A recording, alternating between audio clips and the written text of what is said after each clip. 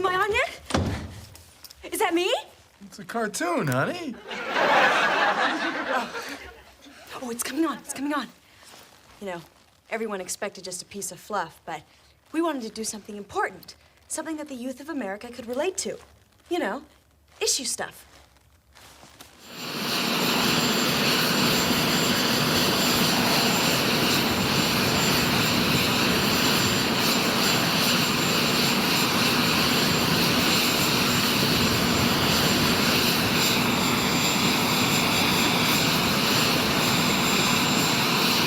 The president right now. No. You haven't answered. You the didn't question, answer the Joe. question as to why Marjorie Taylor Greene. You can snap You didn't your answer. fingers and Andrew, girl boss, is your name but Andrew? you need to let me finish, lady. Okay, Calm down. you did not answer the question as to why Marjorie Taylor Greene. Not a single bomb has dropped on America. We cannot kill an entire civilization. This is evil and madness, and I meant every word. I am not alone. Yesterday, more than 70 members of Congress called for the president to be removed from office. Some called for impeachment. Some called for the 25th Amendment. Some disagreed with her philosophy. She started backing perhaps the worst Republican congressman in our history, this stupid person named Massey. And I said, go your own way. Said he broke their relationship over the Epstein files. Don't tell me to calm down. Dude, smoke your cigarette. Do not tell me to calm down. Why did Marjorie Taylor Greene say he ended their relationship because she wouldn't? Do not tell me to calm down. Dude, you sit there and smoke your cigarette. You're not answering the question about why Marjorie Taylor Greene said he screamed at her. Chill out, lady. Dude, it's my turn to talk, lady. Calm down. You've talked a lot. Just You interrupted the other gentleman. Just relax. Now, you need to answer the question as to why Marjorie Taylor Greene. We're not lady, talking it's my about turn Joe to ask the the question. Who is the president, dude? No, it's not your show. The show is your show. It's not yours either. So I'm not your buddy, friend. He's not your friend, guy. I'm not your guy, buddy. He's not your buddy, friend. It's not your show. The first question that was put before this panel was why did Marjorie Taylor Greene say that Donald Trump called her a traitor over the Epstein files? Andrew, why won't you answer that question? Why didn't Biden release anything on the Epstein files? That was the question you obfuscated away from. Right now. I'm pointing out your hypocrisy. Okay, do you know what hypocrisy is? Right now? All right, given it is my show. Are you okay? Now, who am I introducing next? Who's next? Thank you. Welcome to Washington. Mr. President Trump, former President Trump, get a life, man. Help these people. Will you hold him accountable? You said you were going to hold those accountable. Public will hold them accountable. You better than the press hold them accountable because you know the truth. Hold fire panel for a moment. I'm just going to very briefly on the issue of the 25th Amendment, which Marjorie Taylor Greene would like to see brought against Donald Trump. We're joined by a guest who has a strong view on the president's health and is a psychologist. The man is not compos mentis. Those who know him well say he wasn't the same man he was 4 years ago. But I believe that he is showing signs of dementia. A lot of doctors are saying that now. Dr. Vin Gupta has been saying it.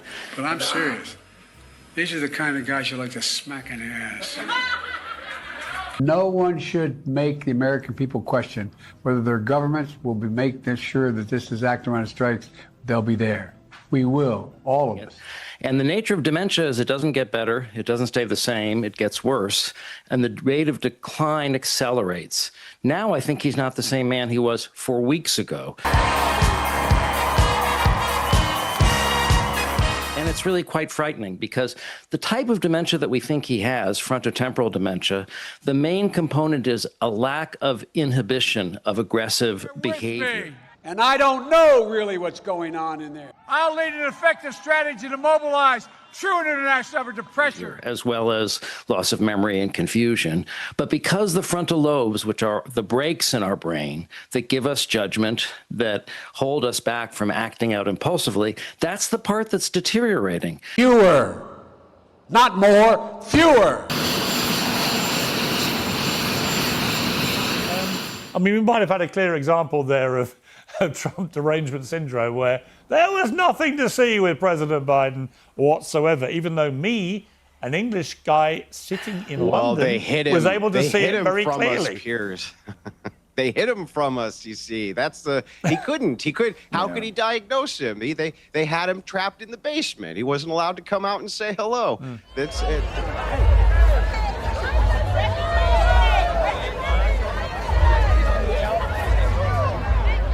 it. Of course, that's Trump derangement syndrome. The guy also said a whole bunch of things there that were incorrect. We're on the precipice of World War III. No, we're not. That's complete panic mongering, totally made up. Who would the axis of it would be exactly for the new World War III? Just totally. Well, back when I was in the Marines, they taught us that if they ever drop a really big bomb, they told us to hold up your thumb just like this. And if the cloud is smaller than your thumb, you run for the hills. Just totally made up nonsense. And by the way, of course the guy didn't say anything about Joe Biden. He probably said Joe Biden sharp as a tack like most of these guys did. And I don't know really what's going on in there. There's no reason to yell. I'm certainly not yelling. Meanwhile, there was a ghost administration who was running it on behalf of Joe Biden because he was not cognitively there. He also declares that Trump's a grandiose narcissist. Based on what? Based on what? You got nothing. The guy has nothing. Totally. The auto pen was used that many times on that many legal documents. Then our committee began our investigative work. I want to brag on our oversight committee members and our staff.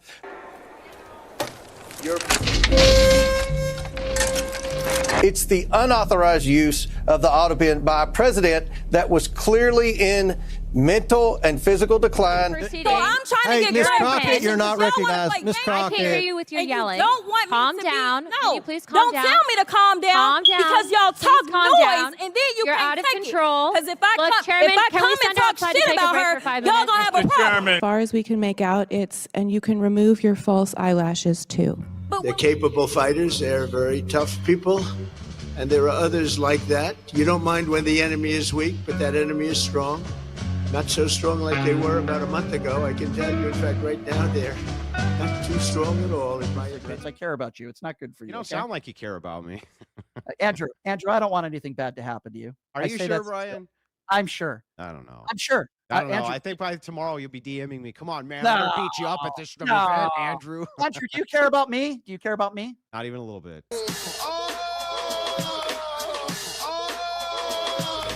With no lights on, with all our maze on. I hope the smoky man's in this one. Criminal justice system is slow. Oh, Trump's DOJ.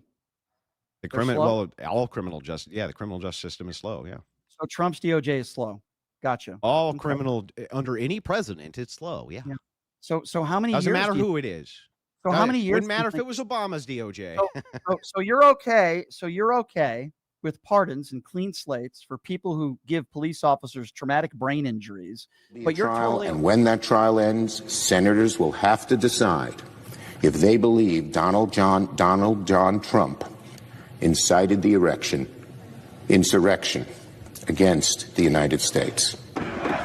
5 years after thousands of Trump supporters sent lawmakers scrambling for their lives in an unsuccessful attempt to overturn his defeat in the 2020 election.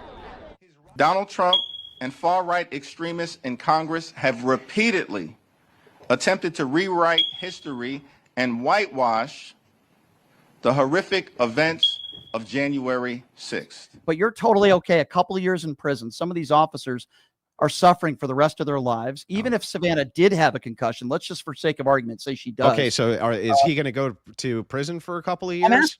I'm asking you, what do you think Chris Give him the deserves? same punishment they gave the Jan Sixers. Put him in prison for a couple of years. Sure. So you think so? Okay, so let's go with that theory for a moment. So give him the same thing, Brian. So let's say, okay, so let's just go with your ridiculous theory for a moment. Okay. So people who beat police officers with their own batons. Yeah. Again, I repeat, some of those officers were in the hospital for a very long time.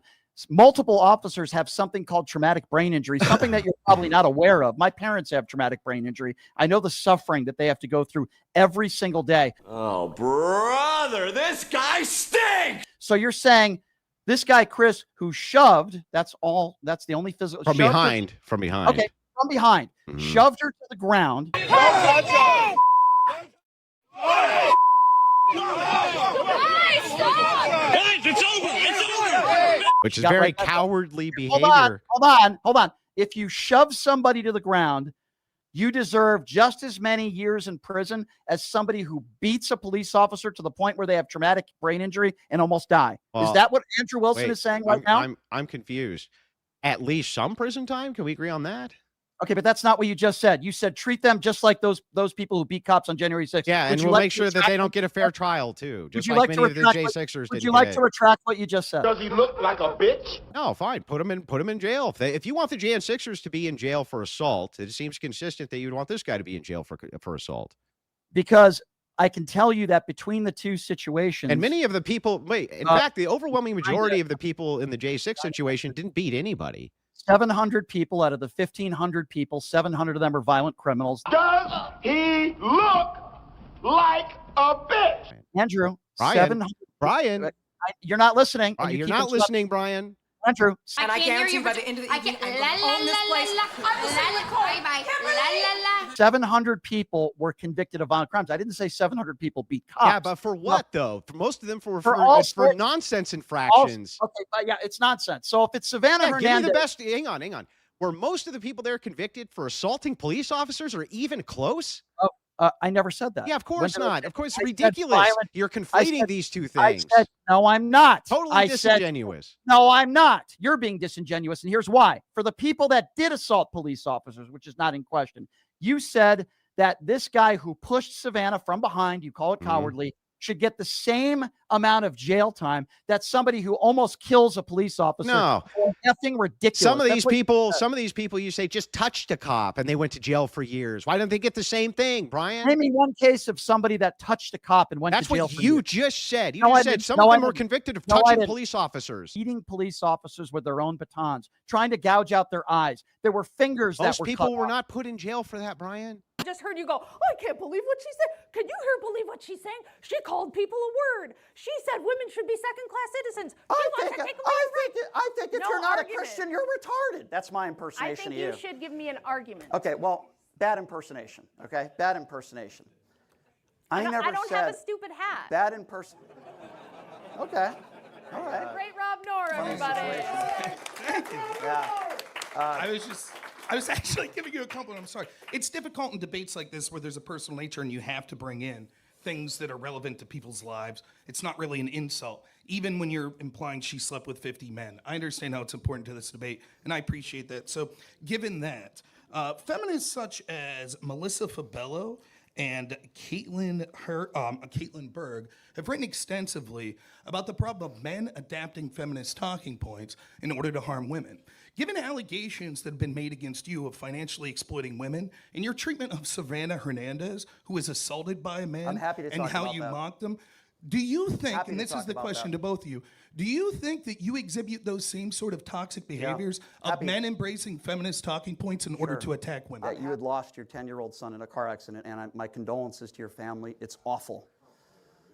And unfortunately, we have something like that in common, Rachel, and I am truly sorry that happened to you. I wouldn't wish that upon anybody. When I was 12 years old, my whole family got into a very serious car accident. I lost my grandmother. It's the reason why my sister passed away a few years ago, because of her injuries. And I learned at a very young age how very disappointing. We had no arguments from Brian whatsoever for why we should believe that feminism has been beneficial for women and children. He wasn't able to provide any data, any sort of measurement whatsoever to show that, hey, before feminism, this was what happened, and after feminism, this is what we got. We didn't get any of that. What we got was a whole bunch of logical fallacies and a person who doesn't understand what an argument is or how to debate. I'm going to list them off quickly, but join in the comments on the live stream if you caught more of these than I did. These were just some of the fallacies that we witnessed tonight from Brian. Non sequitur, argument from incredulity, straw man, ad hominem, category error, tu quoque fallacy, appeal to authority, argument ad populum. And on top of all that, we got moral outrage, we got appeals to your virtue and your emotions, And what we got from Brian ultimately was the best argument against feminism, because what feminism produces is emotionally incontinent, weak men who can't control themselves, who have violent outbursts, will insult you, will be angry and combative, and then try at the end of the debate to bring up your dead child and not even let you get through a debate in a professional manner addressing the topic at hand without crying and bringing up your dead son, who you probably don't want to be thinking about in the closing of a professional debate that you're trying to get through. So find a strong, virtuous man in your life who knows how to hold boundaries and protect you, who can control his emotions, who can be the force of strength and stability that families need that we don't have anymore.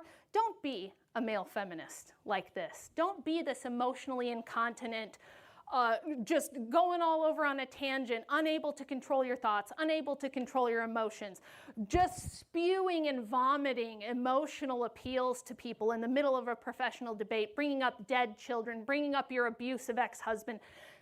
Be the kind of person who can actually handle getting up here and having an argument, making an argument, sticking to the topic, controlling yourself. And the fact that I, a housewife from the Midwest with no college degrees, no professional training, am better able than him to do that, just shows you this is the kind of men that feminism has produced, and this is why society is all messed up. I'm saying you don't give a fuck about women. No, I don't give a fuck about you. You are a sneaky fucker is what you are. You stop it.